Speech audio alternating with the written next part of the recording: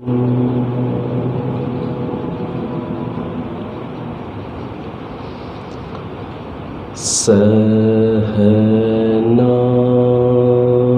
भवतु।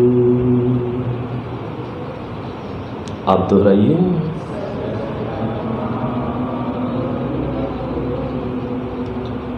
सहनौ भुनक्तु।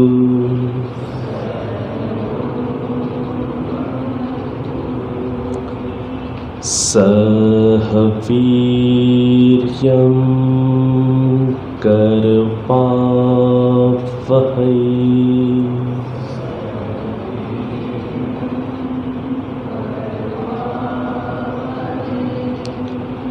तेजस्विनावधीतमस्तु।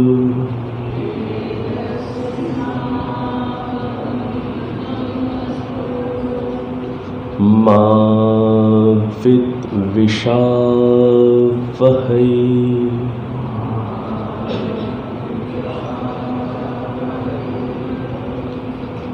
ओम शांति शांति शांति।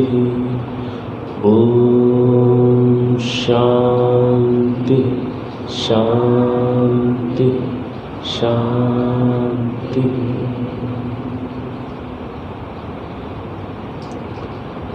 अब आप नेत्रों को खोल सकते हैं।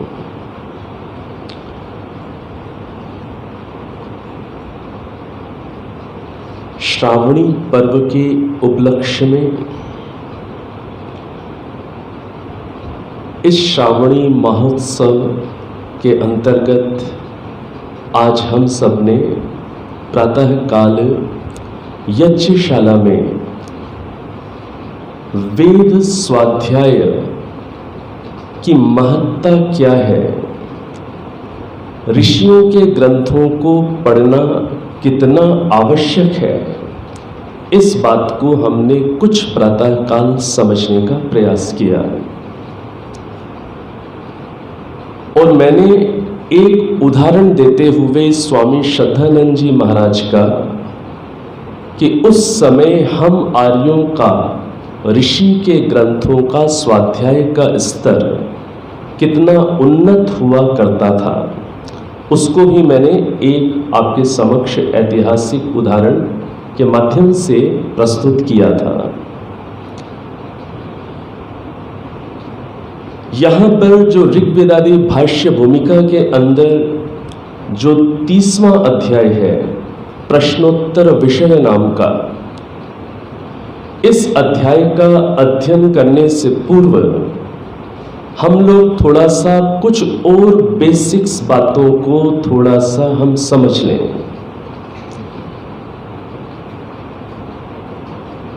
परम पिता परमेश्वर ने सृष्टि के प्रारंभ में मनुष्य मात्र के कल्याण के लिए 4 ऋषियों के हृदय में ज्ञान प्रकट किया।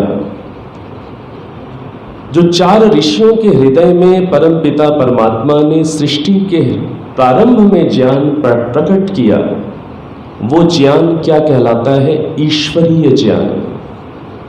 और वह ईश्वरीय ज्ञान ही वेद कहलाता है। वो कैसा ज्ञान है? यथार्थ ज्ञान है, ईश्वर के द्वारा प्रकट किया गया ज्ञान है। और मनुष्य मात्र की उन्नति के लिए, मनुष्य मात्र के विकास के लिए उस ज्ञान को परमात्मा प्रकट करते हैं। तो ये एक मैंने आपके सामने ये बात कह दी, ये क्या है? ये एक स्टेटमेंट है। ये एक स्टेटमेंट मैंने दे दिया। मैंने ये बात आपके सामने रखी कि परमात्मा ने सृष्टि के प्रारंभ में मनुष्य मात्र के कल्याण के लिए जो ज्ञान प्रकट किया वो वेद है, वो ईश्वरीय ज्ञान है। ये एक स्टेटमेंट है। प्रातःकालीन यज्ञशाला में मैंने आपसे एक बात कही कि जिस प्रकार से वेदों के प्रति श्रद्धा रखने वाले हम सब जिस प्रकार से वेदों को ईश्वरीय मानते हैं, उसी प्रकार से इस समाज में हमारे कई ऐसे भाई बहन हैं जो रामायण के प्रति ऐसी ही श्रद्धा रखते हैं और वो रामायण को ईश्वरीय मानते हैं। कई हमारे भाई बहन ऐसे हैं जो गीता के प्रति श्रद्धा रखते हैं, वो उसे ईश्वरीय मानते हैं। इसी प्रकार से जो इस्लाम मत के अनुयायी हैं वो भी ऐसी ही श्रद्धा कुरान के प्रति रखते हैं और वो उसे ईश्वरीय मानते हैं। ऐसे ही जो हमारे ईसाई भाई बहन हैं वो बाइबल के प्रति ऐसी ही श्रद्धा रखते हैं और उसे ईश्वरीय मानते हैं। स्टेटमेंट देने की बात यदि की जाए तो सबका यही स्टेटमेंट है कि उनके ग्रंथ ईश्वरीय हैं। अब एक सत्य का जो जिज्ञासु व्यक्ति है उसके सामने तो बहुत बड़ी उलझन खड़ी हुई है। जिस संस्थान में जाएं, जिस भी दिशा में जाएं, अपने अपनी मान्यताओं को श्रद्धा पूर्वक प्रस्तुत करने वाले लोग सहजता से उपलब्ध हैं। एक मोहल्ले के घर घर में भी डिफरेंट लोग उपलब्ध हो सकते हैं। कोई वेद को मान रहे हैं, कोई रामायण को मान रहे हैं, कोई गीता को मान रहे हैं। आस पड़ोस में कुरान और बाइबल को भी मानने वाले मिल जाएंगे। तो एक जो सत्य का जो जिज्ञासु व्यक्ति है, जो सत्य का अन्वेषण करने का एक इच्छुक व्यक्ति है, उसके सामने तो बहुत बड़ा ये एक संघर्ष उलझन के रूप में उपलब्ध है कि मैं क्या मानूं। तो मैंने आप लोगों से निवेदन किया था कि हम अपनी बातों को बहुत सुंदर तर्क के साथ, लॉजिक के साथ कैसे समझें और कैसे प्रस्तुत करें और हम कैसे प्रूव करें, कैसे सिद्ध करें कि हां अमुक ग्रंथ ही ईश्वरीय होता है। तो इसके लिए चलिए हम लोग क्या करते हैं, प्रारंभ में कुछ टेस्टिंग पैरामीटर्स का निर्धारण कर लेते हैं। टेस्टिंग पैरामीटर्स का मतलब कुछ कसौटियों का निर्धारण कर लेते हैं। अभी मैं वेद को भी ईश्वरीय नहीं बोल रहा, हम उसे प्रूव करने का एक उपक्रम अब यहां करेंगे और अंत में निर्णय पर पहुंचकर देखेंगे क्या वेद ईश्वरीय है या रामायण ईश्वरीय है या गीता ईश्वरीय है या अन्य ग्रंथ ईश्वरीय है। मुझे लगा कि सत्य की खोज के लिए हमें बिल्कुल निष्पक्ष होकर सर्वप्रथम हमें कुछ कसौटियों का निर्धारण कर लेना चाहिए, कुछ टेस्टिंग पैरामीटर्स का निर्धारण कर लेना चाहिए। तो जो पहली कसौटी, आप विचारिएगा क्या आप इस पहली कसौटी से सहमत हैं कि नहीं। परमात्मा जो अपना ज्ञान देंगे वो मनुष्य मात्र के हित के लिए देंगे, क्योंकि उनकी दृष्टि में सब मनुष्य हैं। हम हिंदू, मुस्लिम, सिख, ईसाई, बौद्ध, जैन, यहूदी आदि के भेद परमात्मा ने नहीं बनाए, परमात्मा ने तो मनुष्य बनाए। ये हिंदू, मुस्लिम, सिख, ईसाई आदि के भेद तो हम मनुष्यों ने स्वयं अपने बीच में पैदा कर लिए। परमात्मा ने तो ये धरा बनाई है, ये पृथ्वी बनाई है। भारत, पाकिस्तान, चाइना, रशिया, ये जो भेद हैं ये हमने पैदा किए हैं। इस पृथ्वी पर बाउंड्रीज हमने बनाई हैं, परमात्मा ने नहीं बनाई। तो मैं क्या कह रहा हूं कि परमात्मा की दृष्टि में हम सब मनुष्य हैं।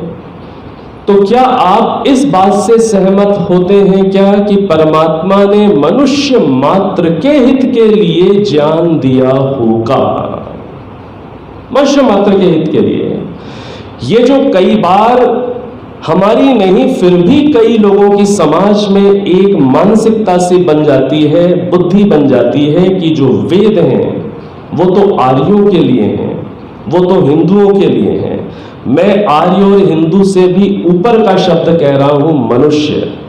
इसको मैं ऊपर का कह रहा हूं। मनुष्य मात्र के लिए परमात्मा ने ज्ञान दिया होगा। जिस प्रकार से हम किसी भी प्रोडक्ट को हम मार्केट से, बाजार से खरीद कर लाते हैं, अपने उपयोग के लिए खरीद के लाते हैं, वो चाहे रेफ्रिजरेटर है, चाहे मिक्सी है, चाहे टेलीविजन है, चाहे टैब है, चाहे कंप्यूटर है, कुछ भी जो हम खरीद करके लाते हैं उसके लिए हमें साथ में जिस प्रकार से एक मैनुअल मिलता है, जिस प्रकार से एक गाइड बुक मिलती है, तब हमें ठीक से इंस्ट्रक्शन समझ में आते हैं कि how to use this product, इसको हम कैसे यूज करें। तब जाकर उन इंस्ट्रक्शंस की सहायता से हम उस प्रोडक्ट को ठीक से यूज कर पाते हैं। इसी प्रकार से परमात्मा ने ये सृष्टि रूपी यह बना करके हमें एक प्रोडक्ट दिया। अब इसका ठीक प्रकार से यूज कैसे करना है, किस प्रकार से सृष्टि के अंदर रहते हुए सृष्टि के पदार्थों से लाभ प्राप्त करना है, उनके गुण कर्म स्वभाव को समझना है और उन लाभों को प्राप्त करते हुए समाज को भी विकसित करना है, किस प्रकार से हमें परस्पर व्यवहार करना है, आदि आदि बातों का भी ज्ञान प्रदान करना आवश्यक है। जिस प्रकार से कोई भी प्रोडक्ट बिना हेल्पिंग गाइडलाइंस के हम ठीक से यूज नहीं कर पाएंगे, उसी प्रकार से सृष्टि का भी ठीक प्रकार से यूज करने के लिए हमें ज्ञान की आवश्यकता होती है और वह ज्ञान परमात्मा देते हैं और वह मनुष्य मात्र के लिए देते हैं। तो मनुष्य मात्र के लिए देते हैं, क्या आप इसमें सहमत हैं? इसमें एक प्रश्न आ सकता है, एक प्रश्न ये आ सकता है, कईयों के मन में हो सकता है, समाज में होता है, आप में हो सकता है ना हो। क्या प्रश्न होता है कि ज्ञान देने की आवश्यकता क्या है? अपने आप धीरे धीरे व्यक्ति ज्ञान का विकास करके समझ जाएगा कि पृथ्वी क्या है, जल क्या है, अग्नि क्या है, वायु क्या है, आकाश क्या है। धीरे धीरे स्वयं ही ज्ञान विकसित करके वो दूसरे पदार्थों को समझ लेगा। तो इस विषय में तो शायद आप स्पष्ट होंगे कि ज्ञान देने वाले की आवश्यकता है। घर में जो एक छोटा सा बच्चा है, जो अभी 1 महीने का जो नवजात जो शिशु है, क्या उसे यदि कुछ सिखाया ना जाए तो क्या वो ज्ञान का विकास करके अपने आप भाषा बोलने लग जाएगा? क्या अपने आप वो व्यवहारों को जान जाएगा? क्या अपने आप वो क्रियाकलाप करने में समर्थ हो जाएगा? नहीं होता। जिस प्रकार से एक छोटा सा बच्चा ऐसा करने में समर्थ नहीं होता, और इसके लिए तो बहुत सारे प्रयोग भी किए गए और कुछ प्रयोग तो अनहोनी के रूप में हो भी गए कि किसी बच्चे को भेड़िया उठा ले गया, ये आपने सुना हुआ है, जिस बच्चे को बाद में मोगली के नाम से पुकारा जाता रहा कि भेड़िया उठा करके ले गया। उनकी संगत में उसका आचार व्यवहार वैसा ही जंगली सा बना, वैसा ही चीखना, वैसे ही चलने का प्रयास करना, वैसे ही खाना। और ये केवल भेड़िए वाली घटना ही नहीं, ये 5-7 साल पहले मध्य प्रदेश के जंगलों में बंदर एक बच्ची को उठा करके ले गए। छोटी सी बच्ची को, गुड़िया को बंदर उठा करके ले गए। और बाद में जब वो बच्ची बंदरों के झुंड के बीच में पाई गई तो उसमें जो उसको जैसा संग मिला उसने अपने स्तर पर वैसा ही कॉपी करने का प्रयास किया। बाद में उन्हें जैसे तैसे बंदरों के झुंड से रेस्क्यू करके बाद में फिर उसके ऊपर काम किया। अब वो कहीं जाकर कुछ सामान्य शिशु का रूप ले रही है, एक मनुष्य का रूप ले रही है। तो ये जो चीज है कि ज्ञान अपने आप विकसित हो जाएगा, वो तो शायद उस पर हमें अधिक डिस्कशन, तर्क वितर्क करने की आवश्यकता नहीं है। उसमें हम बड़े सुस्पष्ट हैं कि भाई अपने आप तो नहीं हो सकता, तो ज्ञान तो देना पड़ेगा। तो अब ज्ञान देंगे, परमात्मा देंगे, तो अब प्रश्न आएगा मनुष्य मात्र के हित के लिए देंगे। इस पर सहमत हैं आप? आप सोच समझ करके हां करिएगा, कहीं ऐसा ना हो कि आप यहां के द्वारा दी गई प्रस्तुति के जाल में फंस जाएं। सहमत हैं? सहमत हैं। अब अगला प्रश्न इसके साथ आएगा, इस बात पर हम सहमत हुए कि परमात्मा मनुष्य मात्र के हित के लिए अपना ज्ञान देंगे, तो प्रश्न आएगा कि मनुष्य मात्र के हित के लिए अपना ज्ञान कब देंगे। ये जो सृष्टि है, मान लीजिए उदाहरण के लिए हम समझ लें, अभी इसकी मैं पूरी काल गणना में नहीं जाता, मान लीजिए ये सृष्टि करोड़ों साल पुरानी है,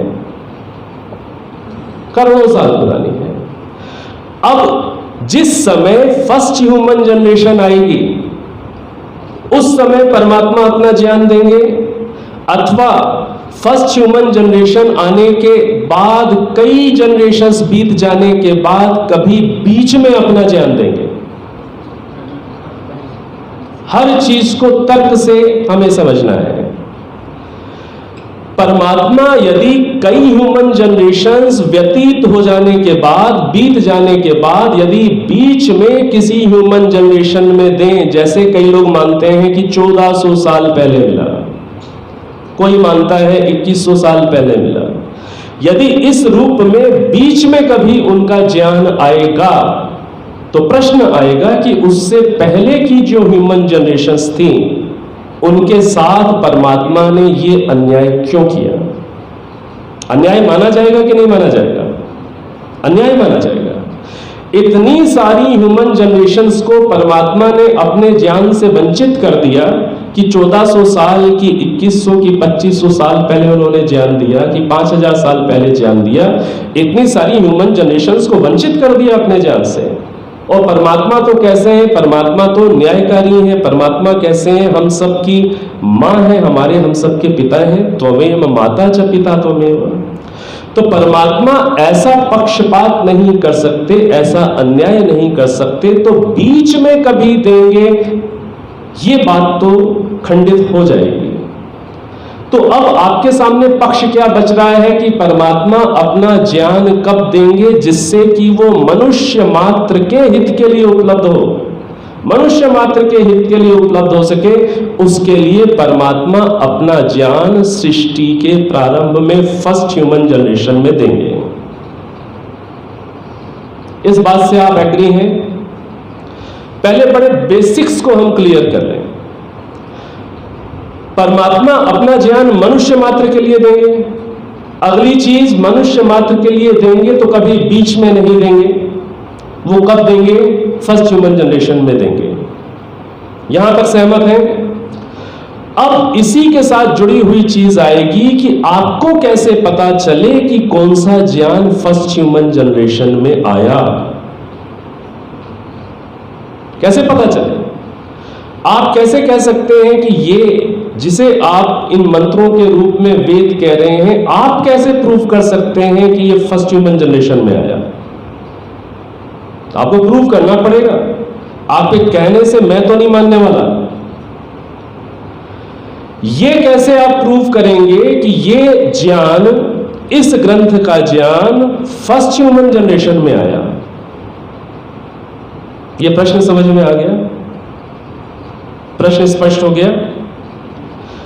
मनुष्य मात्र के हित में आएगा, हम सब सहमत हैं। बीच में आएगा तो परमात्मा के ऊपर दोष लगेंगे। तो हम किस बात पर कन्विंस हुए कि यह ज्ञान, परमात्मा का ज्ञान फर्स्ट ह्यूमन जनरेशन में आएगा? यहां तक की बात तो सुनी हुई है आपकी। अब फर्स्ट ह्यूमन जनरेशन में आया हुआ ज्ञान यही है, इसको आपको प्रूव करना पड़ेगा, तर्क देना पड़ेगा। ऐसे कैसे मान लें कि आप इसको कह रहे हैं, वेद को कह रहे हैं कि ये वाला है फर्स्ट ह्यूमन जनरेशन में आया? हाउ? कैसे? प्रूव करिए। मैंने आपसे कहा था तैयारी करके आइएगा, कहा था। तो यही ज्ञान है वो जो फर्स्ट ह्यूमन जनरेशन में आया। इनका नाम क्या है? आपका नाम क्या है? भवनीत। भवनीत, आपको सब्जेक्ट समझ में आ रहा है? टॉपिक समझ में कुछ आ रहा है? शाबाश, बैठ जाओ। कौन सी क्लास में हो आप? 4th में है। और आपकी सिस्टर है? आपका नाम क्या है? स्नेहा। स्नेहा, आपको सब्जेक्ट समझ में आ रहा है? डिस्कशन समझ में आ रहा है? इजी है ना? ठीक है। और कोई बच्चा, कोई बच्चा बैठा हुआ है? पीछे तो नहीं बैठा हुआ? ये छोटे छोटे बैठे हैं, इनको तो साथ ही बैठना पड़ेगा अभी। जो बच्चे थोड़े से बड़े हो जाते हैं, जैसे स्नेहा की उम्र के यदि बच्चे आते हैं, कभी कभी तो आते ही हैं, उनको थोड़ा इकट्ठे एक साथ बिठा दिया करें। पिछली बार भी मैं जब आया था तो शायद मैंने संकेत किया था कि हमें अपने आर्य समाज के कार्यक्रमों में उसके फॉर्मेट में हम क्या चेंजेस लाएं जिससे हमारे साथ यूथ कनेक्ट हो। ये मैंने बात आपके साथ रखी है पहले? कभी रखी है बाबा जी? नहीं रखी तो वो भी जरूर रखूंगा। क्योंकि जब ये हम बात कहते हैं कि भाई सत्संग में यूथ नहीं आया, तो सिंपल सी चीज है, हर जगह कॉज एंड इफेक्ट रूल होता है। नहीं आया तो कोई कारण होगा। तो कारण क्या है? यूथ के लिए कोई उसके लिए हम कोई टॉपिक प्रस्तुत कर रहे हैं क्या? उसके लिए हम कुछ ऑर्गेनाइज कर रहे हैं क्या हमारे फॉर्मेट में? लगभग नहीं करते। और यदि उसके लिए आप कुछ करेंगे तो वो भी आएगा। उस फॉर्मेट पर हम डिस्कशन करेंगे, और वो जो फॉर्मेट है मैं करूंगा, और उस फॉर्मेट को कई विदेशों में और अपने भारत में भी कई समाजों ने उसको अप्लाई किया और वहां पर यूथ कनेक्ट हो गया। रखूंगा आपके सामने। तो स्नेहा को टॉपिक समझ में आ रहा है। तो ये जो चीज आई कि जो ज्ञान सृष्टि के प्रारंभ में आया वो ईश्वरीय ज्ञान है, भाई मान ली बात। अब ये बताइए कि यही ज्ञान सृष्टि के प्रारंभ में आया, इसको सिद्ध करके दीजिए आप।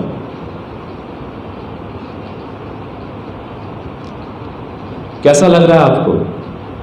आपका शुभ नाम? विष्णु जी? विश्व भारती जी, समझ रहे हैं? अब ये चीज हमें प्रूफ करनी होगी, आपको प्रूफ करनी होगी। आपका नाम? ऋतिक। समझ में आ रहा है? ठीक है ना? अब ये चीज प्रूफ करनी है कि ये जो आया यही है जो प्रारंभ में आया। इसको प्रूफ कर दीजिए तो हमारा एक बेसिक क्लियर होगा। आपका नाम? ध्रुव। हाँ जी, आप बताइए। मैंने कहा ना केवल लेक्चर नहीं देने वाला मैं, डिस्कशन होगा। बिल्कुल गैस करिए।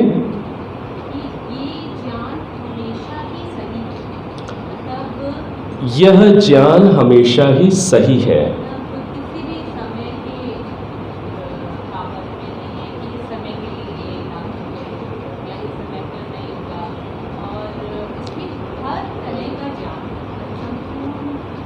ठीक है, मतलब आप उस ज्ञान की और विशेषताएं बता रहे हैं कि इसमें हर तरीके का ज्ञान है। शायद आप यह कहना चाह रहे हैं कि हर तरीके की विद्याएं, सत्य विद्याएं इसमें हैं, ये आप कहना चाह रहे हैं। ठीक है ना? यही कहना चाह रहे हैं। अब मान लीजिए आज कोई व्यक्ति एक पुस्तक लिखे और उस पुस्तक में वो सारी की सारी जो सत्य विद्याएं हैं वर्तमान में, ठीक है, उनका बहुत ब्रीफ डिस्क्रिप्शन दे दें, जस्ट इंट्रोडक्शन।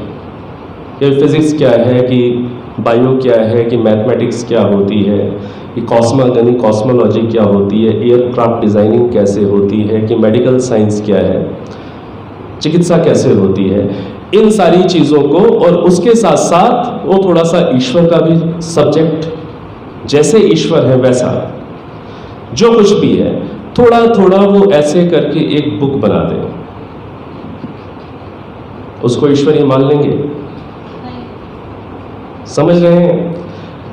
आप जो बात कह रहे हैं, क्या बोल रहे हैं कि इसमें सभी सत्य विद्याएं हैं, तो मैं कहता हूं कि एक किताब मैं ही लिख देता हूं। हाँ, उसमें गलत कुछ नहीं होगा।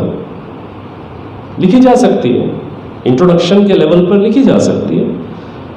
आप क्या केवल इस कसौटी के आधार पर उसे ईश्वरीय मान लेंगे, या क्या इस कसौटी के आधार पर आप ये कहेंगे कि हाँ ये फर्स्ट ह्यूमन जनरेशन में आई किताब मेरी लिखी क्योंकि उसमें सत्य विद्याएं हैं।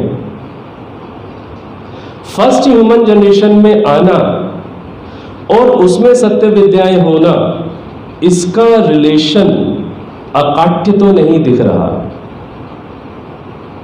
भी बात समझ में आ रही? फर्स्ट ह्यूमन जनरेशन में आना और पुस्तक में कोई कुछ गलती ना होना, इसका रिलेशन अकाट्य नहीं दिख रहा, क्योंकि आज भी ऐसी किताब डिजाइन की जा सकती है।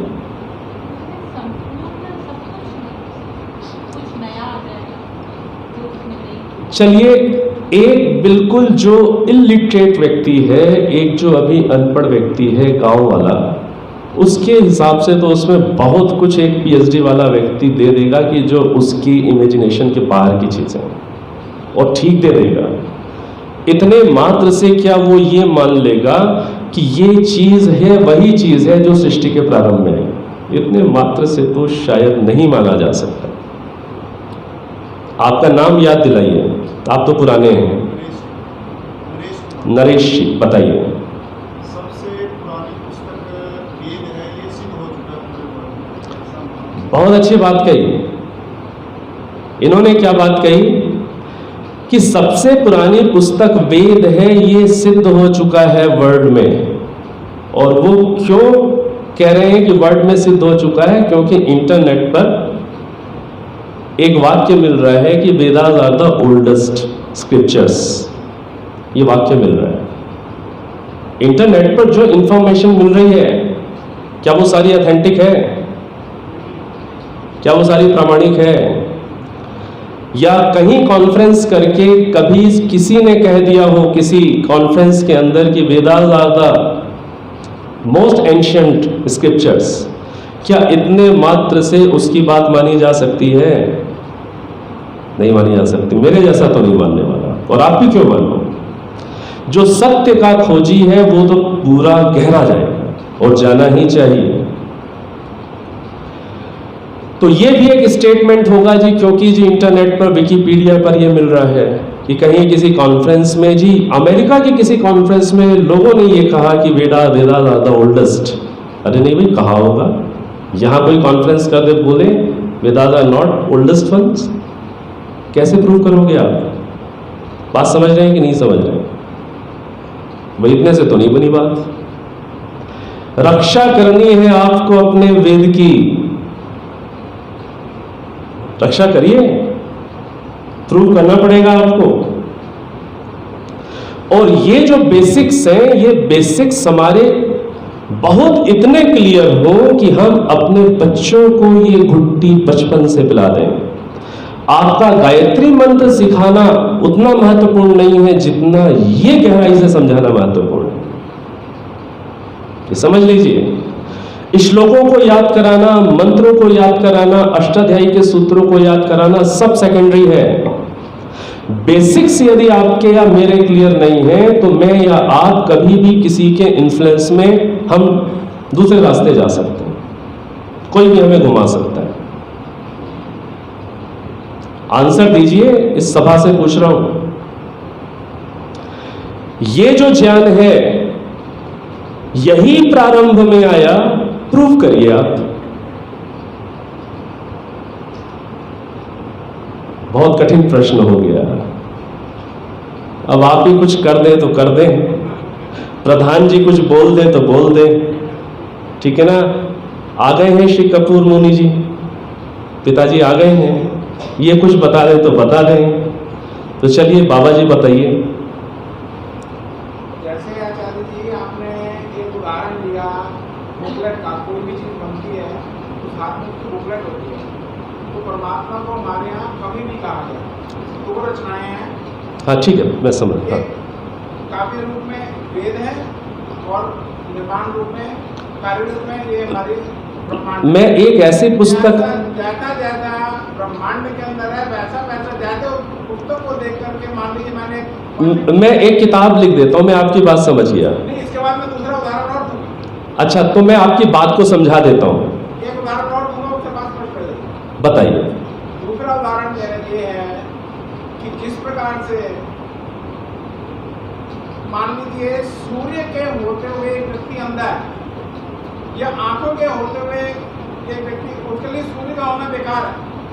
सूर्य का होना तभी सार्थक है जबकि उसके पास देखने के लिए आंख भी उसके पास हो। बिल्कुल। ठीक इसी प्रकार से एक व्यक्ति, उसके पास बुद्धि तो है लेकिन उसका प्रयोग करने के लिए ज्ञान नहीं है, तो ज्ञान जो है वो परमात्मा सृष्टि के आदमी में वेद के रूप में वो देता है। जिस प्रकार से सूर्य का आंख से पूर्व होना आवश्यक समझ गया, ठीक उसी प्रकार से बुद्धि से पूर्व ज्ञान का होना जरूरी है। बिल्कुल सहमत हो गया। अब इसमें आप अपनी प्रस्तुति में क्या बात कह रहे हैं? आप इस बात को प्रूव कर रहे हैं कि बिना ज्ञान के व्यक्ति अपनी बुद्धि मात्र से सब नहीं समझ सकता, ज्ञान की आवश्यकता है। इस प्रस्तुति से केवल यही प्रूव हुआ, नैमित्तिक ज्ञान का होना आवश्यक है। नेचुरल जो स्वाभाविक ज्ञान है वो सफिशिएंट नहीं है। इससे केवल ये प्रूव हुआ कि नैमित्तिक ज्ञान चाहिए। उस नैमित्तिक ज्ञान पर ही तो प्रश्न है कि प्रूव करिए कि ये वाला नैमित्तिक ज्ञान ही वो है जो सृष्टि के प्रारंभ में आया। प्रश्न तो वहीं खड़ा हुआ है, इस चीज को समझ लीजिए। वो समझ में आ गई, लेकिन यही वो ज्ञान है, ये सिद्ध करना है ना, ये तो सिद्ध नहीं हुआ।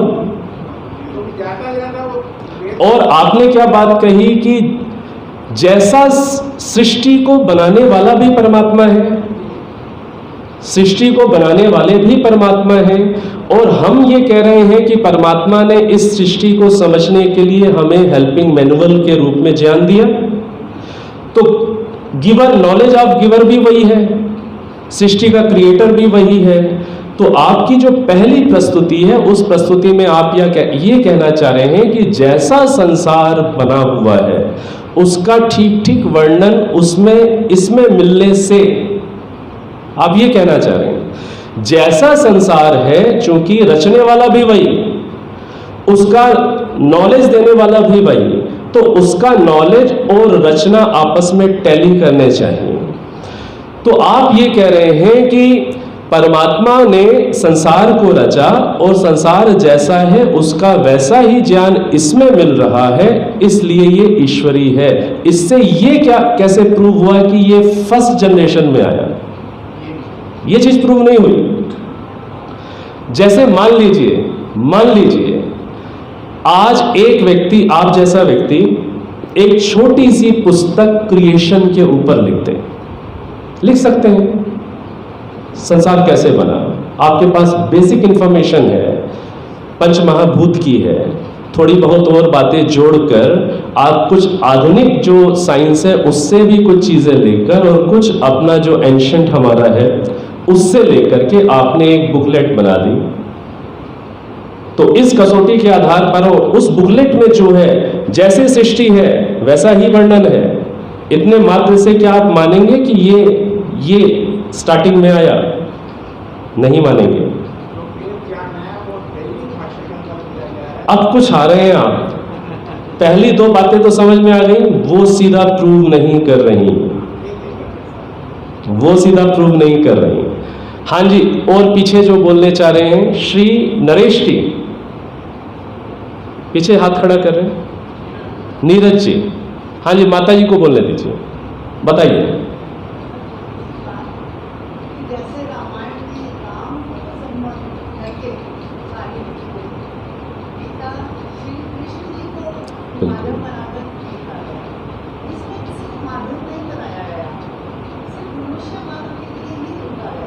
ठीक बात है, चूंकि इसमें केवल मनुष्य मात्र के लिए लिखा गया है, इसलिए हम इसको सबसे पहले आया ज्ञान ऐसा मानेंगे। फिर वही चीज है, क्या आज ऐसी किताब बनाई जा सकती है कि नहीं बनाई जा सकती जिसमें केवल ह्यूमन बीइंग को एड्रेस किया जाए? No Hindu, Muslim, Sikh and ईसाई, कुछ नहीं, बिल्कुल ह्यूमैनिटी की बात की जाए, केवल ह्यूमन बीइंग्स को ही एड्रेस किया जाए। ऐसी किताब आज बन सकती कि नहीं बन सकती? बन सकती। आप बातें अच्छी कह रहे हैं, बहुत अच्छी बातें कह रहे हैं आप, लेकिन मैं उस एक्यूरेसी में जाकर आपसे वो आंसर चाह रहा हूं कि आए जिससे सीधा प्रूव हो जाए। आपकी बातें सबकी बड़ी अच्छी हैं, बहुत अच्छा कहा आपने, बहुत अच्छा, लेकिन वो आस पास की हैं। सीधा जो एक्यूरेट आंसर है उसके लिए चलिए नीरज जी कुछ बोल दें अब।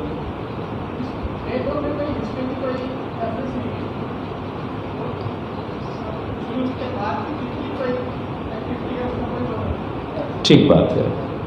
अब ये कुछ करीब अधिक पहुंच गए, और ये कोई नई बात नहीं कि आप जानते नहीं इन्होंने क्या बात कही, लेकिन अभी ये भी आधी है। इन्होंने क्या बात कही कि इस पुस्तक में, मान लीजिए ये वेद है, यह पुस्तक सृष्टि, इसमें जो ज्ञान है वो सृष्टि के प्रारंभ में आया। ये इस बात से प्रूव हो रहा है क्योंकि इसमें कोई ह्यूमन हिस्ट्री नहीं है। यदि फर्स्ट ह्यूमन जनरेशन में कोई ज्ञान आया है तो सिंपल सी बात है, उसमें ह्यूमन हिस्ट्री नहीं होनी चाहिए, नहीं होनी चाहिए, क्योंकि वो फर्स्ट ह्यूमन जनरेशन में है, उससे पहले ह्यूमन जनरेशन नहीं है, तो उसमें ह्यूमन हिस्ट्री नहीं होनी चाहिए। ये जो कसौटी है बिल्कुल ये रिलेट कर रही है कि नहीं कर रही, इस चीज को समझ रहे हैं? उसमें ह्यूमन हिस्ट्री नहीं मिलनी चाहिए। लेकिन नीरज जी, अगला प्रश्न आपसे, आज एक व्यक्ति ऐसी किताब लिख दे जिसमें ह्यूमन हिस्ट्री ना हो,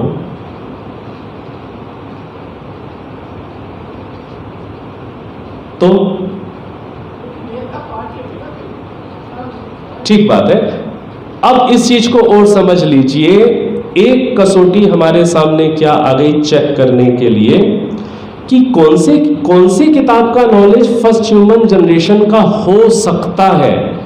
अभी मैं क्या बोल रहा हूं, हो सकता है, जिसमें ह्यूमन हिस्ट्री ना हो। तो हमारे सामने मान लीजिए बहुत सारी पुस्तकें हैं, हम उनको इस क्राइटेरिया पर, इस कंडीशन के आधार पर चेक कर लें कि भाई ह्यूमन हिस्ट्री तो नहीं होगी, ये बात तो समझ में आ गई। तो अब आप चाहे रामायण देखें, चाहे गीता देखें, चाहे महाभारत देखें, चाहे कुरान देखें, चाहे पुराण देखें, चाहे बाइबल देखें, सब में ह्यूमन हिस्ट्री मिलेगी, भरी हुई है ह्यूमन हिस्ट्री। तो ये एक कंडीशन देखते ही आप सारी किताबों को थोड़ा सा अलग कर सकते हैं कि हाँ, ये फर्स्ट ह्यूमन जनरेशन वाली तो नहीं हो सकती। अब जो मैं आपसे बार बार कह रहा हूं कि कोई व्यक्ति ऐसी किताब लिख दे।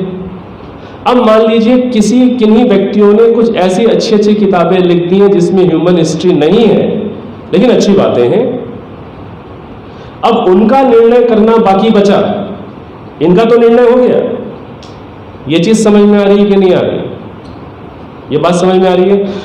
ह्यूमन हिस्ट्री यदि है तो ह्यूमन हिस्ट्री होने मात्र से ये बात अपने आप कट जाएगी कि ये फर्स्ट ह्यूमन जनरेशन में आई है। फर्स्ट ह्यूमन जनरेशन में नहीं आ सकती भाई, उसमें ह्यूमन हिस्ट्री है। तो ये सारी चीजें तो हमने अलग कर दी। अब जो मैं आपसे कह रहा हूं कि कोई ऐसी पुस्तकें लिख दे जिसमें सत्य बातें हो और हिस्ट्री भी ना लिखे, उसको कैसे प्रूफ करेंगे? बहुत नजदीक पहुंच चुके हैं आप। पीछे एक सज्जन हाथ खड़ा कर रहे हैं।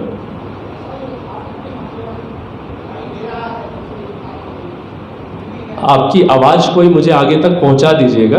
हाँ जी,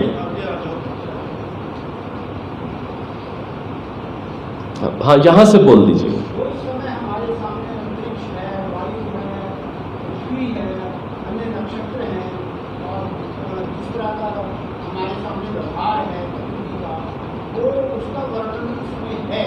ठीक बात है, ठीक बात है, ठीक है। तो अब ह्यूमन हिस्ट्री वाली पॉइंट क्लियर हो गया हमारा। अब जो आप बात कह रहे हैं दैवी भाषा वाली बात, अब वो यहां जोड़नी पड़ेगी। आज कोई व्यक्ति किताब लिखता है, वो चाहे हिंदी में लिखता है, चाहे संस्कृत में लिखता है, चाहे जर्मन में, चाहे स्पेनिश में, चाहे रशियन में लिखता है, उसमें हिस्ट्री भी नहीं डाली, ठीक ठीक लिखा, लेकिन उसने जिस लैंग्वेज में लिखा है, जिस भाषा में लिखा है, वो भाषा नवीन है। वहां पर भाषा के स्तर को चेक किया जाएगा कि ये प्राचीनतम भाषा है कि नहीं। यदि प्राचीनतम भाषा है तो फिर वो ग्रंथ कंसीडर किया जाएगा। और यदि प्राचीनतम भाषा नहीं है कि आज की हिंदी में लिख रहे हैं, उर्दू में लिख रहे हैं, तो भाई ये तो भाषा ही मॉडर्न है, ये तो पीछे के ज्ञान से लेकर कॉपी करके किसी ने लिख दिया, ये रियल नहीं है। तो जो ग्रंथ सृष्टि के प्रारंभ में जो नॉलेज मिला,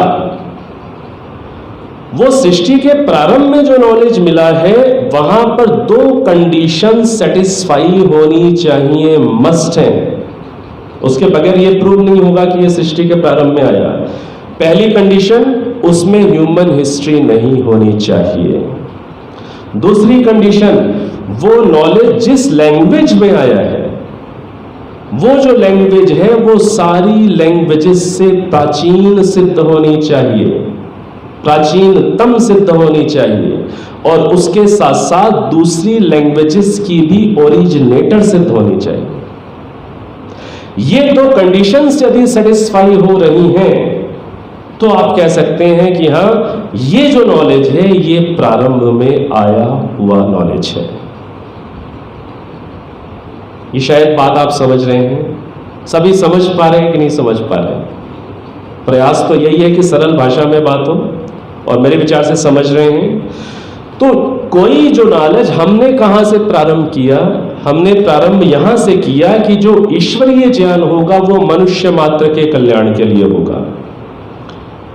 तो जो मनुष्य मात्र के लिए, कल्याण के लिए जो ज्ञान होगा वो बीच में नहीं आएगा, इसको भी हमने समझा। क्योंकि यदि बीच में आया हुआ माना जाएगा तो उससे पूर्व की जो ह्यूमन जनरेशंस हैं वो उस नॉलेज से डिप्राइव ऑफ है, वंचित रह जाएंगी।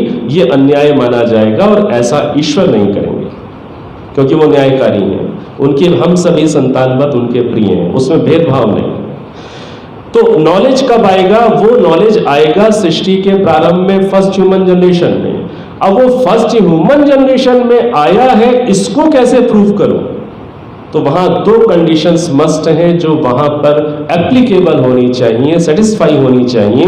वो कंडीशंस क्या है कि उसमें ह्यूमन हिस्ट्री नहीं मिलनी चाहिए, और दूसरी कंडीशन क्या है कि वो जिस लैंग्वेज में आया है वो लैंग्वेज सबसे प्राचीनतम सिद्ध होनी चाहिए, और वो मदर लैंग्वेज सिद्ध होनी चाहिए, ओरिजिनेटर सिद्ध होनी चाहिए दूसरी भाषाओं की। तो ये यदि दो कंडीशन सेटिस्फाई हो रही हैं, तो मैं बहुत करीब हूं कि मैं इस नॉलेज को सृष्टि के प्रारंभ में आया हुआ स्वीकार करूं। आप सब जानते हैं इस बात को। बस जो तारतम्य है, जो सीक्वेंस है, उस सीक्वेंस में हमने लॉजिक कई बार अधिक नहीं अप्लाई किया होता।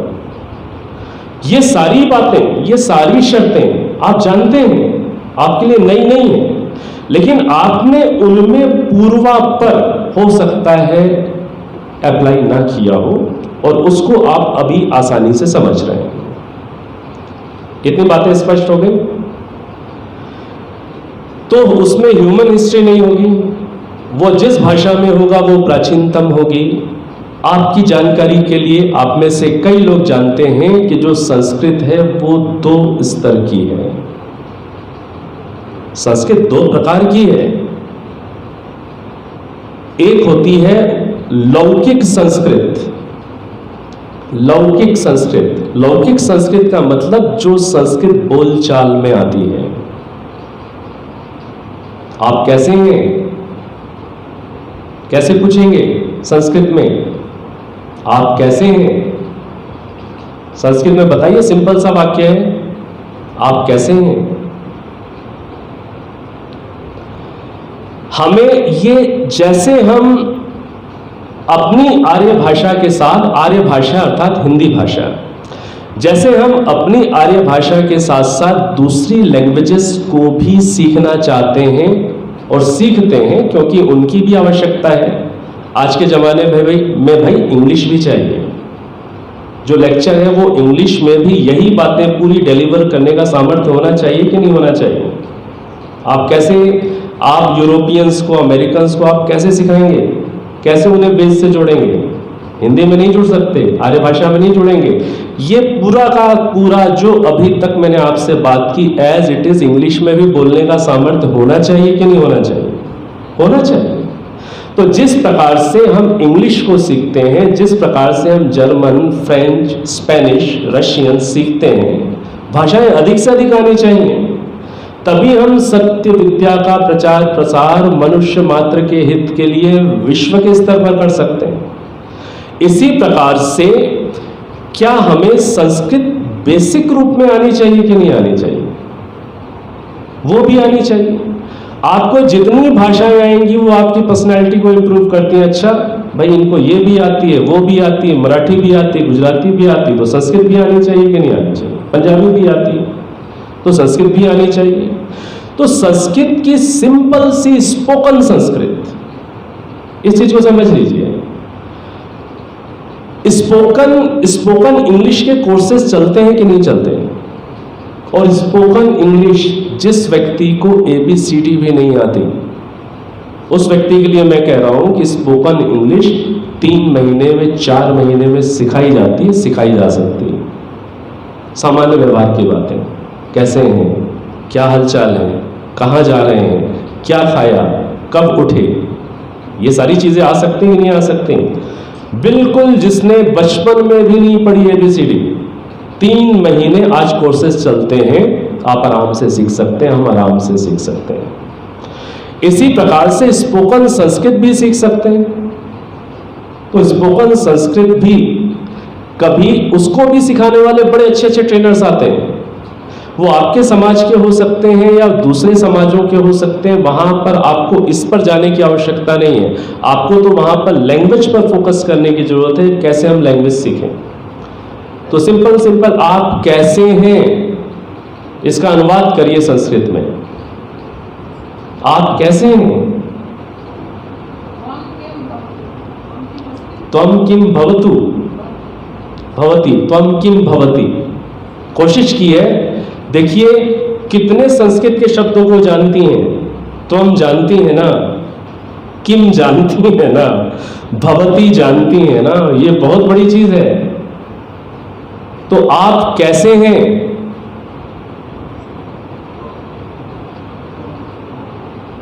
आपको क्या बोले? त्वम का अर्थ होता है तुम। भवान, आपका क्या होता है? भवान। कैसे हैं? भवान कथम अस्ति, भवान कथम अस्ति, आप कैसे हैं? तो संस्कृत जो भाषा है वो 2 प्रकार की है। एक है लौकिक संस्कृत, जिसमें हम आपस में बातचीत करते हैं, जिसमें ये पुस्तक लिखी गई है, जो ऋषि दयानंद ने जो संस्कृत वाला भाग लिखा हुआ है, जिसमें कालिदास जी के ग्रंथ हैं, जिसमें पोएम्स हैं, ये सारी की सारी क्या है? ये लौकिक संस्कृत। और एक होती है वैदिक संस्कृत। वैदिक संस्कृत क्या है? जो जिस संस्कृत में मंत्र लिखे हुए हैं, वेद के मंत्र, वो वैदिक संस्कृत है। जो लौकिक संस्कृत है उसकी ग्रामर अलग है, जो वैदिक संस्कृत है उसकी ग्रामर अलग है। और ये चीज बड़ी आसानी से प्रूव होती है कि उस वैदिक संस्कृत से ये लौकिक संस्कृत निकली। तो ये लौकिक संस्कृत कहां से निकली? वैदिक संस्कृत से निकली। तो जो वैदिक संस्कृत जिस संस्कृत में वेद के मंत्र हैं वो प्राचीनतम है। तो आपको ये संस्कृत के भेद भी स्पष्ट होने चाहिए। तो जो ज्ञान सृष्टि के प्रारंभ में आया, उस ज्ञान में ह्यूमन हिस्ट्री नहीं मिलनी चाहिए, और वो जिस भाषा में होना चाहिए वो भाषा प्राचीनतम होनी चाहिए। वैदिक संस्कृत से प्राचीनतम कोई भाषा संसार में नहीं है। ना तेलुगु प्राचीनतम है। कई बार आप जब साउथ इंडियन से डिस्कशन करेंगे तो आपको वो बोलेंगे नहीं तेलुगु प्राचीनतम, ऐसे मिलेंगे आपको लोग। तेलुगु भी प्राचीनतम नहीं है। क्यों नहीं? क्योंकि उसमें इस लौकिक संस्कृत के शब्द आ रहे हैं। तेलुगु में आ रहे हैं, मलयालम में आ रहे हैं, कन्नड़ में आ रहे हैं, मराठी में आ रहे हैं, गुजराती में आ रहे हैं, और आर्य भाषा में, हिंदी भाषा में तो लौकिक संस्कृत के शब्द भरे पड़े हैं। आपको यदि आर्य भाषा आती है, थोड़ी सी साहित्यिक स्तर पर यदि आप हिंदी समझते हैं, तो आप समझ लीजिए आप 60% संस्कृत जानते हैं। थोड़ा सा अभ्यास प्रयास करेंगे, एक नई लैंग्वेज जो आपके लिए संस्कृत है, उससे आप बहुत जल्दी उसको सीख सकते हैं। स्पोकन के लेवल पर तो बहुत जल्दी सीख सकते हैं। तो ये बातें कि उसमें ह्यूमन हिस्ट्री नहीं होगी और वो जिस भाषा में होगा वो प्राचीनतम होगी, ये आप जानते हैं, लेकिन इनका पूर्वापर अच्छे से दिमाग में उसको स्पष्ट कर लीजिए। अगली जो चीज है, ईश्वरीय जो ज्ञान होगा, ईश्वरीय जो ज्ञान होगा, जैसे बातें आई कि सृष्टि को बनाने वाले भी परमात्मा, उस ज्ञान को देने वाले भी परमात्मा, तो सृष्टि में और उस ज्ञान में आपस में कोई कॉन्ट्राडिक्शन नहीं होगा, कोई विरोध नहीं होगा। कि सृष्टि में तो जो पृथ्वी है सूर्य के चारों चक्कर लगा रही है, और उस पुस्तक में ऐसा लिखा हो कि सूर्य पृथ्वी के चारों चक्कर लगाता है, तो नहीं भाई ये कॉन्ट्राडिक्शन है, ऐसा नहीं होगा। तो जो ईश्वरीय ज्ञान होगा, ईश्वरीय ज्ञान जैसी रचयिता ने सृष्टि बनाई है उस सृष्टि के अनुरूप ही सृष्टि का वर्णन करने वाला होगा, यह भी एक कसौटी है। इसी प्रकार से जो ईश्वरीय ज्ञान होगा, ईश्वरीय ज्ञान केवल जड़ पदार्थों का वर्णन करने वाला नहीं होगा। पदार्थ दो प्रकार के होते हैं, जड़ और चेतन। तो वो केवल जड़ पदार्थों का वर्णन नहीं करेगा, या वो केवल चेतन पदार्थों का वर्णन नहीं करेगा कि केवल आत्मा परमात्मा की बातें करें। ऐसा भी नहीं होगा कि केवल आत्मा परमात्मा, ध्यान, भक्ति, उपासना यही बातें हो, ऐसा नहीं होगा। उसमें वो ज्ञान कैसा होगा, वो ज्ञान कॉम्प्रिहेंसिव नेचर का होगा, अर्थात सभी प्रकार की विद्याओं को, सभी प्रकार के ज्ञान के विभागों को अपने अंदर सम्मिलित करने वाला होगा, जड़ चेतन दोनों को समझाने वाला होगा। तो उसमें जहां पर आत्मा परमात्मा ये जो दो चेतन पदार्थ हैं, इनका ठीक ठीक स्वरूप आएगा, वहीं पर जो भी जड़ पदार्थों से रिलेटेड साइंसेस हैं, जो भी, चाहे वो फिजिक्स है, चाहे केमिस्ट्री है, चाहे मैथमेटिक्स है, ये भी बेसिक लेवल पर वहां पर आपको मिलेंगे। किस लेवल पर मिलेंगे? बेसिक लेवल पर। इस पर स्पष्ट रहिएगा।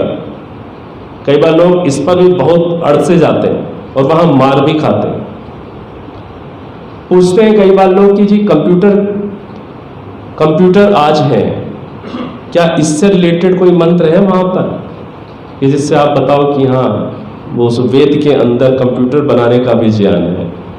कंप्यूटर जिन बेसिक फंडामेंटल्स से बनता है, हाँ वो बेसिक फंडामेंटल सूक्ष्म रूप में आपको मिल जाएंगे। एयरक्राफ्ट डिजाइनिंग जिन बेसिक्स के आधार पर होगी, साइंस के जिन बेसिक्स के आधार पर एयरक्राफ्ट डिजाइन होगा, हाँ वो बेसिक्स मिल जाएंगे। सारा एयरक्राफ्ट डिजाइनिंग नहीं मिलेगी, क्योंकि ईश्वर को हमारी बुद्धि का विकास करने का भी अवसर खुला रखना है। सब कुछ समझा दें तो बुद्धि विकसित होगी? बिल्कुल स्पून फीडिंग कर दें, बुद्धि विकसित होगी? नहीं होगी। हाँ, उतना बेसिक मिलेगा जिसके आधार पर फिर आप इस दृश्य काव्य को, सृष्टि को देखकर और कुछ वो बेसिक्स लेकर आप डेवलपमेंट कर सकें। ठीक है, तो ये बातें और कुछ और भी बातें हो सकती हैं, लेकिन फिर भी इन काफी बातों के आधार पर, कसौटियों के आधार पर, कंडीशंस के आधार पर हम समझ सकते हैं कौन सा ज्ञान ईश्वरीय होगा। तो अब जल्दी जल्दी 2 मिनट आप मुझे दे दीजिए, 2 मिनट ले लो। अब जितने भी हमारे ग्रंथ हैं, अभी जो वेद हैं, उनको भी अभी हम उसी श्रेणी में रखते हैं कि भाई अभी प्रूव नहीं हुआ। अभी हमने क्या किया? अभी हमने केवल कंडीशंस की चर्चा की है, और इन कंडीशंस पर आप एग्री हो गए कि नहीं हो गए, सहमत हो गए? अब इसके आधार पर हम चेक कर लेते हैं कि भाई कौन सा ग्रंथ ईश्वरीय सिद्ध होगा। रामायण में हिस्ट्री है, गीता में है, महाभारत का ही पार्ट है, महाभारत में भी है, पुराण में, बाइबल में, कुरान में, सब में हिस्ट्रियां हैं। वेद में हिस्ट्री है, लेकिन मंत्र तो मैं आपको दे दूंगा, आपको उलझाना तो है हर जगह। वेद में ऐसे भी मंत्र आ रहे हैं जिसमें सीता लिखा हुआ है। सीता शब्द वेद के किसी मंत्र में मिल सकता है कि नहीं मिल सकता? अभी हमारे भजनोपदेशक जी बहुत अच्छा वो प्रस्तुति दे रहे थे, रामायण का संदर्भ सुना रहे थे, सीता माता का बखान कर रहे थे। सीता शब्द वेद के कहीं मंत्रों में आ सकता है कि नहीं आ सकता? देखिए, बहुत अच्छा स्वाध्याय है। सीता भी मिल सकता है, और दशरथ शब्द आपको वेद के मंत्र में मिलेगा, आपको अर्जुन मिलेगा, आपको कृष्ण मिलेगा, एक ही मंत्र में मिलेगा। कृष्ण भी मिलेगा, अर्जुन भी मिलेगा। अब यदि आपको क्लैरिटी नहीं है तो आपको यहां परेशानी आ सकती है। अरे दूसरा व्यक्ति कह सकता है, एक ही मंत्र में देखो कृष्ण जी भी आ गए आपके, अर्जुन जी भी आ गए, और आसपास कहीं दूसरे मंत्र में दशरथ जी भी थे, सीता मैया तो थी ही कई मंत्रों में। आप जो नवसस्येष्टि पर्व के मंत्रों से जब आहुतियां देते हैं, नवसस्येष्टि पर्व क्या होता है?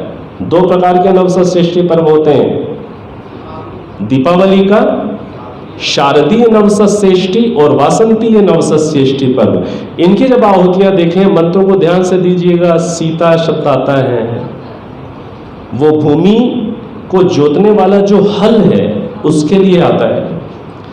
तो ये समझना है कि ये जो शब्द वहां पर आए हैं वो ऐतिहासिक महान लोगों के लिए नहीं आए, वो तो सृष्टि के या यूज में आने वाले पदार्थों के लिए हैं। हाँ, शब्द वहां से लेकर के नाम बाद में रख ले तो उससे ये प्रूव नहीं होता कि वहां हिस्ट्री छुपी हुई है। इस पॉइंट को क्लियर रखिएगा। तो मेरे विचार से बातें हम काफी कुछ कंक्लूड कर सकते हैं, और ये बेसिक्स पर बात करनी मुझे तो लगता है जरूरी थी। आगे से आगे पढ़ते जाएं और यहाँ कमजोरी रह जाए वो ठीक नहीं था।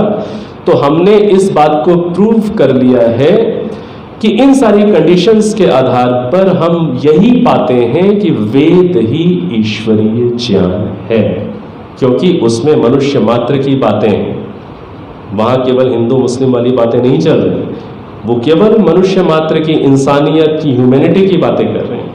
और उसके साथ साथ हिस्ट्री नहीं, लैंग्वेज नहीं, सृष्टि के अनुकूल है, और सभी प्रकार की विद्याओं का वर्णन है। ऐसा ना गीता में मिलता है, ना महाभारत में। दूसरी विद्याएं नहीं मिलेंगी आपको, मैथमेटिक्स नहीं मिलेगी, वेद में मिलेगा। तो इस प्रकार से ये जो बातें आपके सामने आई हैं, इन बातों के यदि आपने नोट्स बना लिए हैं तो बहुत अच्छा किया है, और यदि नोट्स नहीं बनाए हैं तो बस थोड़ा सा इनको सीक्वेंस में रिवाइज कर लीजिएगा, सीक्वेंस में, अर्थात एक दूसरे के साथ वो पूर्वापर लॉजिक के रूप में सेट हो जाए, इतना रिवाइज जरूर कर लीजिएगा। अब ये बातें सुनाने का कर्तव्य क्या हमारा ही है अथवा आपका भी है, ये और बता दीजिए। ये जो रिकॉर्डिंग्स हैं, इन रिकॉर्डिंग्स से मैं बहुत बचता हूं, लेकिन फिर भी कभी कभी ऐसा लगता है कि ऐसे विषयों की रिकॉर्डिंग कोई बात नहीं, चली जाएगी तो अच्छा ही है। रिकॉर्डिंग पहुंचेगी लोगों तक तो चलिए, कई लोगों को हो सकता है कुछ लाभ मिल जाए, लेकिन इसका एक गलत परिणाम भी आता है कि कई बार आप खुद सुनाने की तैयारी नहीं करते, आप केवल रिकॉर्डिंग फॉरवर्ड करते हैं कि हाँ वो आए थे वो सुन लेना, अच्छा समझाया था। वो हिंदी भी जानते, इंग्लिश में भी जानते, हर तरीके से जैसे बात करनी है कर लो, उनको सुन लेना। आपने क्या किया, आपने रिकॉर्डिंग व्हाट्सएप पर फॉरवर्ड कर दी, चलिए भाई अच्छा काम किया, लेकिन क्या इतने मात्र से कर्तव्य पूरा हो जाएगा? नहीं हो जाएगा। आप श्रोताओं की जितनी भी संख्या बढ़ा लें, उनसे समाज में क्रांति नहीं आ सकती। इसको याद रख लीजिएगा। इसलिए मैं रिकॉर्डिंग से बचता हूं, और इसलिए कम से कम मेडिटेशंस की जो मेथड्स हैं उनकी तो रिकॉर्डिंग बिल्कुल भी नहीं करने देते।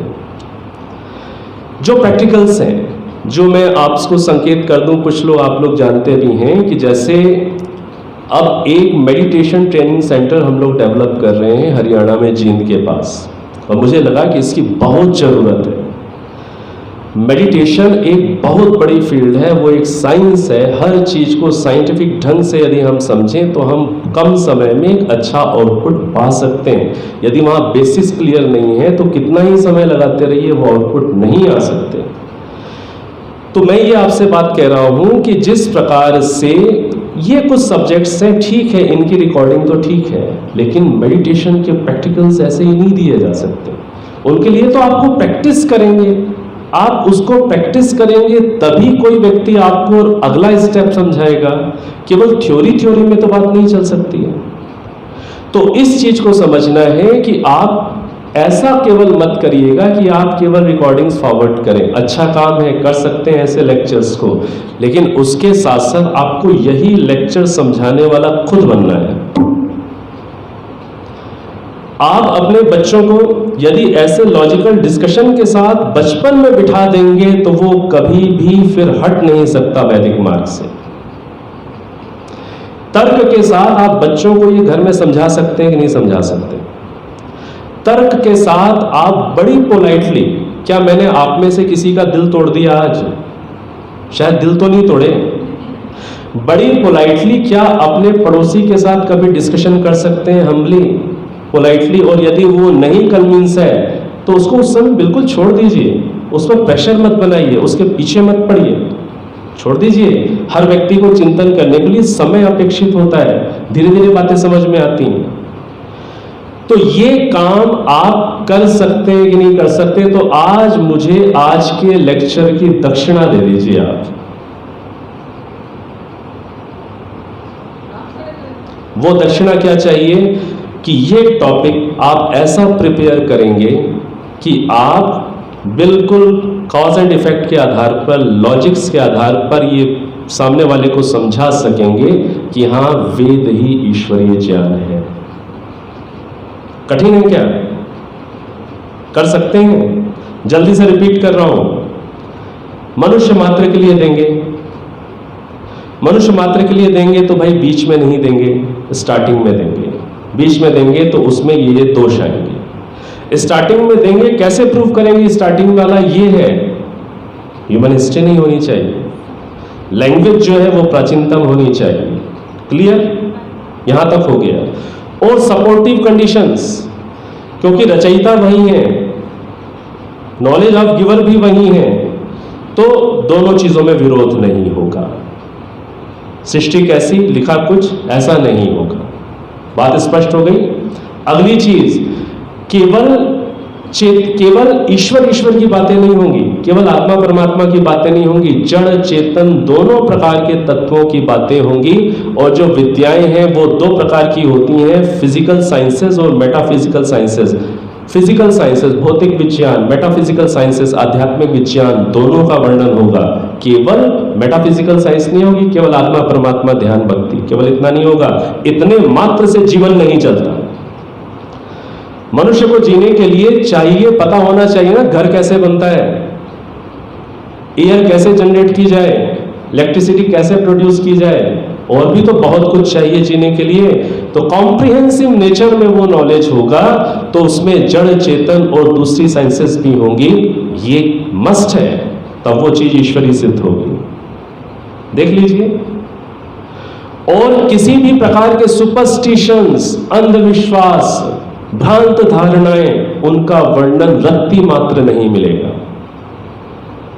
इतनी कंडीशंस बस आपको थोड़ा सा ऐसे प्रस्तुत करनी है, ऐसे समझानी है कि दूसरा समझ पाए। और ये आप तभी कर पाएंगे जब आप एक सीक्वेंस में रखेंगे। आप कभी बोल दें जी उसमें ह्यूमनिस्ट नहीं होती, कभी बोल दें आप वो ईश्वर मनुष्य मात्र के हित में आएगा, ऐसे नहीं। सीक्वेंस में समझाएंगे तो चीज समझ में आएगी। दे रहे हैं दक्षिणा आज की? हाथ खड़े करिए, फिर झूठ मत बोलिएगा, दिल से दीजिएगा, तो आप लोगों का धन्यवाद है। और आप आसानी से ही कर सकते हैं। अब प्रयास ये है, कुछ ऐसा माहौल बनाने का कि जो आपको, जो विषय आपने समझ लिया, आपको प्रस्तुति देने का भी अवसर मिले। आपको यदि 10 आदमी बिठा दिए जाए, हाँ भाई इनको समझाओ, ये प्रैक्टिकल चाहिए कि नहीं चाहिए। ट्रेनर्स तो ऐसे ही डेवलप होंगे, केवल प्रवचन सुनकर नहीं बनते। केवल गुरुकुलों में पढ़ने वाले 15-15 साल जो केवल पढ़ रहे हैं, यदि टीच नहीं कर रहे हैं तो केवल पढ़ने मात्र से पढ़ाने की काबिलियत नहीं आती। टीचिंग चाहिए, टीचिंग स्किल्स चाहिए, कैसे कन्विंस करना है, सामने वाले की साइकोलॉजी को कैसे समझना है, क्या लैंग्वेज यूज करनी है जिसको सब समझ पाए, बहुत सारी चीजें चाहिए। तो कभी ऐसा भी कार्यक्रम बनाएं, आज हमारे समाज में ट्रेनर्स को डेवलप करने की आवश्यकता है कि जिन टॉपिक्स को समझा दिया गया है, अब फिर कभी आना हो तो जिन्होंने समझा है, जिन्होंने थोड़ी तैयारी की है, उनको प्रस्तुति देने के लिए तैयार किया जाए। इस स्टेप को भी सोचना चाहिए कि नहीं सोचना चाहिए। प्रस्तुति देने के लिए आपने तैयार कर दिया कि अब काम हो गया, तब काम हुआ, उससे पहले काम कंप्लीट नहीं। तो मैंने संकेत कर दिया है, कभी ऐसा रखेंगे तो जरूर आऊंगा, दौड़कर आऊंगा, उत्सवों में तो आऊंगा नहीं। ऐसा रखेंगे तो जरूर आकर के ये जो बेसिक हैं हमारे टॉपिक्स, इन पर हम प्रस्तुतिकर्ताओं को तैयार करें। वो भी एक मतलब कला है, वो भी अभ्यास से ही आएगी। व्यक्ति जब खड़ा होगा प्रेजेंटेशन देने के लिए, किसी की टांगें कांपेंगी, कोई डर जाएगा, बहुत कुछ होगा। उस प्रैक्टिकल से एक बार गुजर गया कि बन जाएगा, कम से कम छोटी प्रस्तुति के लिए बन जाएगा, वो भी चाहिए। समय ले लिया, अच्छा ही काम किया, कर रहे हैं, उसके लिए पॉजिटिविटी बनाए रखिएगा। तो अब एक बार ओम, 3 बार शांति, नेत्रों को बंद कर लें, सीधे बैठें, लंबी गहरी सांस भरें।